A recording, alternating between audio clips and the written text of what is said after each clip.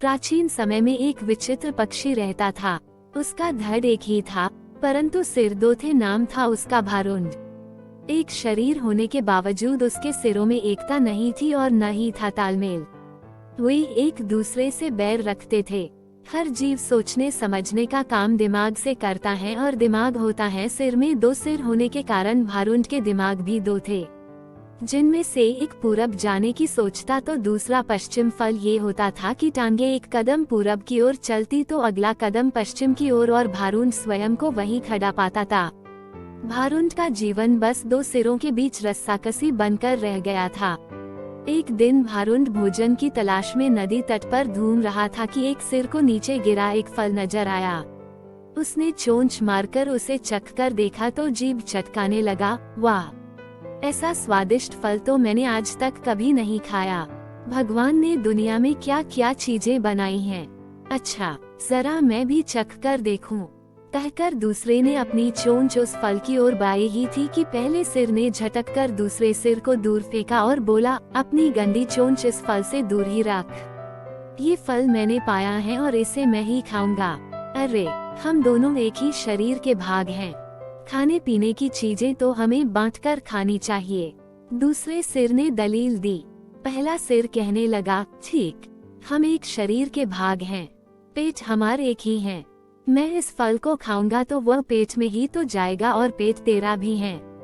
दूसरा सिर बोला, खाने का मतलब केवल पेट भरना ही नहीं होता भाई। जीभ का स्वाद भी तो कोई चीज है। तबीयत को संतुष्टि तो जीभ से ही मिलती है। खाने का असली मजा तो मुंह में ही है। पहला सिर तुनकर चिढ़ाने वाले स्वर में बोला, मैंने तेरी जीभ और खाने के मजे का ठेका थोड़े ही ले रखा है। फल खाने के बाद पेट से डकार आएगी, वो डकार तेरे मुंह से भी निकलेगी। उसी से गुजारा चला लेना।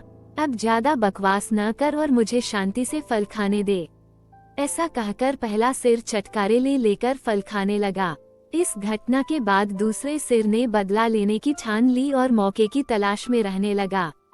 कुछ दिन बाद फिर भारुंड भोजन की तलाश में घूम रहा था कि दूसरे सिर की नजर एक फल पर पड़ी। उसे जिस चीज की तलाश थी उसे वह मिल गई थी।